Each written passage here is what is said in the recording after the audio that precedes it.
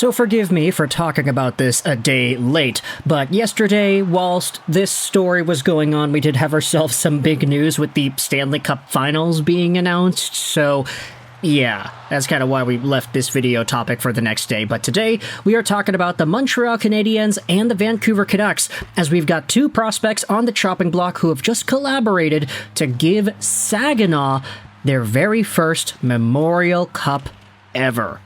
And this game was an absolute doozy. Let's go over to the OHL's website, where we have ourselves the box score.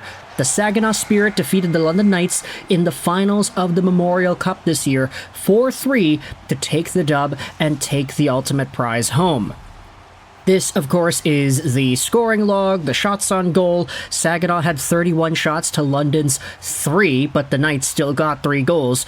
Pretty great shooting percentage there for London.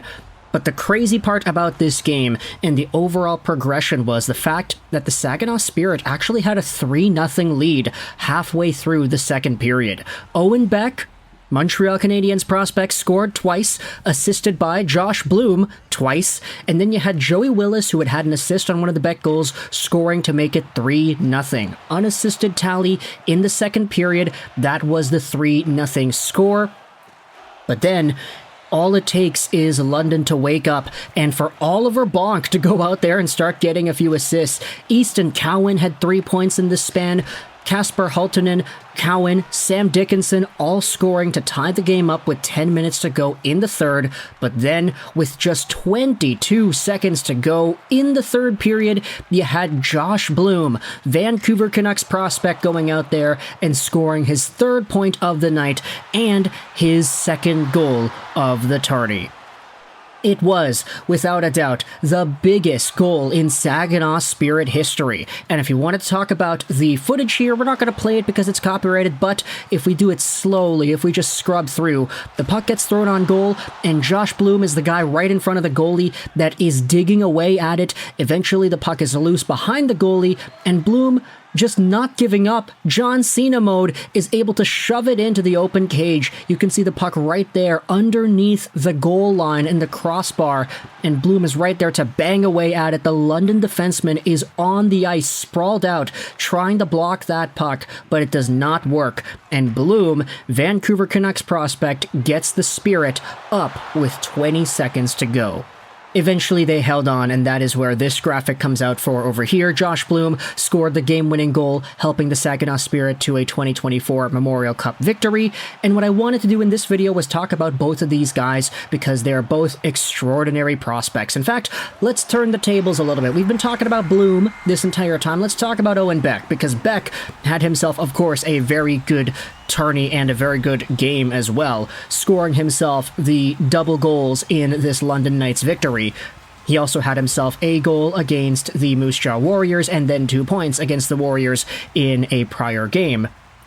So, point-per-game guy Owen Beck was in this year's Memorial Cup. Just an absolute beast of a hockey player, two-way center. He does it all, 6 feet, 190, right-handed guy. As we recognize, he was a Montreal Canadiens pick in the 2022 draft, 33rd overall. This season, Beck had himself 51 points in 32 games played with Saginaw. Just crazy point production for a guy that was initially a Peterborough Pete to start out the year. We all recognize that he has bounced around from a few OHL clubs the past few seasons, but really, Beck has come into his own more so as a versatile guy who can make some great plays. 14 points in 17 games played as well in the playoffs as the OHL championship was won there. Of course, though, for Owen Beck, a lot of Montreal Canadiens fans are going to be interested in seeing whether or not he makes the team next year, if he's good enough to maybe crack, let's just say, Christian Dvorak's role, maybe a third-line, sheltered minutes kind of guy. He is only 20, so I don't think people have too high of an expectation for Owen Beck. Maybe longer term, there's more of an expectation for him to become, let's just say, more competent as a number 1 penalty killer and second power play guy. But if we go over to the write-up here, this is what it says. Owen Beck is a powerful skater with a good mix of crossovers and gets to his top speed quickly. He uses that speed to back defenders up and even rush right past them on some sequences. Beck uses that speed to provide constant support at every corner on the ice. He's the ultimate play connector, always offering his teammates a passing option and showing a great knack for linking defense to offense. Now, when it comes to Beck, I also wanted to talk about one other conversation in regards to, his profile. Hattie went out there and tweeted this because this has been a pretty big topic the past few hours here. Maybe this is just me being Owen Beck's second biggest fan on this website, but I don't like how the main response to him being crowned Memorial Cup MVP has been trade stock up. Beck is the type of player you need in your lineup. He could become the best third-line center in the NHL. Come playoff time, Owen Beck will be indispensable. Think of what the Habs would have been without Arturi Lehkonen in 2021. Now add face-offs to the mix. We have been seeing a lot of Canadiens fans using Owen Beck's accolades and his great performance to say, hey, this guy should get traded. Trade this guy now for Marty Necas or whatever. And I get it, there's always this sentiment of maybe the Canucks, or not Canucks, excuse me, we'll talk about the Canucks later. Maybe the Canadiens are ready to take that next step, get over the hump, start becoming competitive, make the playoffs, and trading away guys that are a lot younger for assets that are more in their primes now would help in that respect. But still, if you wanted to build for the future, you want to talk about the Suzuki, Caulfield, Slafkovsky guys, Owen Beck is right in that similar age range. I mean, it was taken just a few picks after Uri Slafkovsky in the 2022 NHL Entry Draft. So if you want to talk about building timelines, I feel like Owen Beck aligns perfectly with what the Canadiens are trying to build here, so I don't really understand the sentiment either about him getting traded. But either way, we'll see what happens next season. He'll probably have himself a decent chance of making a 9-game sample for himself, and then we'll see what happens after. When it comes to other prospects, though, I also wanted to talk about the Vancouver Canucks and Josh Bloom, because if you go over to a lot of the replies on his clutch factor, people are saying that the goal that he had scored at the end to win it all was the most important Saginaw goal ever. A lot of people are going out there and comparing this guy to Alex Burrows, not necessarily because he's going to score 30 goals in an NHL season, but because of the clutch factor. I get it, that's not, super deep, amazing analysis, but it's just a nice parallel that we have seen with Canucks property over the years. Bloom, of course, was a 2021 draftee by Buffalo, 95th overall, eventually sent over to Vancouver in, I believe it was the Riley Stillman trade. Let's go out there and look at this. Yeah, Riley Stillman. Perfect. I got that correct.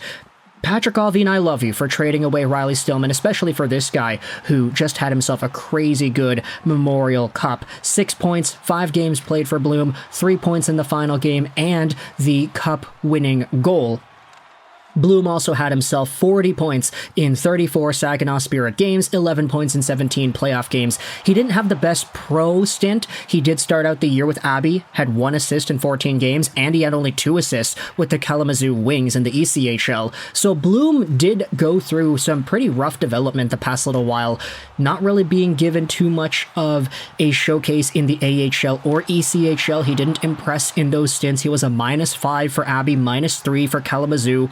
But going down over to Saginaw, I mean, this guy is 20 years old. He's turning 21 in June. So being able to dominate the tournament and do as well as he did, yeah, that's kind of the expectation at this point, but I'm not going to say that it's a bad thing that we're seeing it. Like, of course, you'd rather see him do this and get this production than not, especially since he was in the AHL and ECHL and wasn't all too fantastic.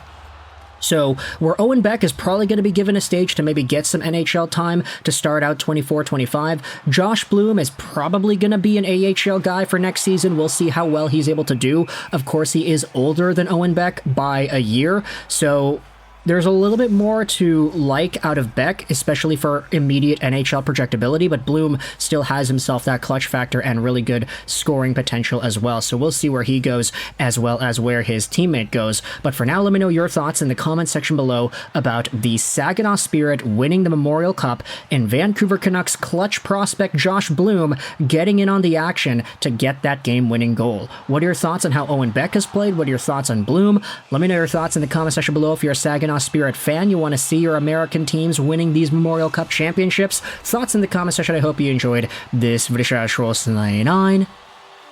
And bye.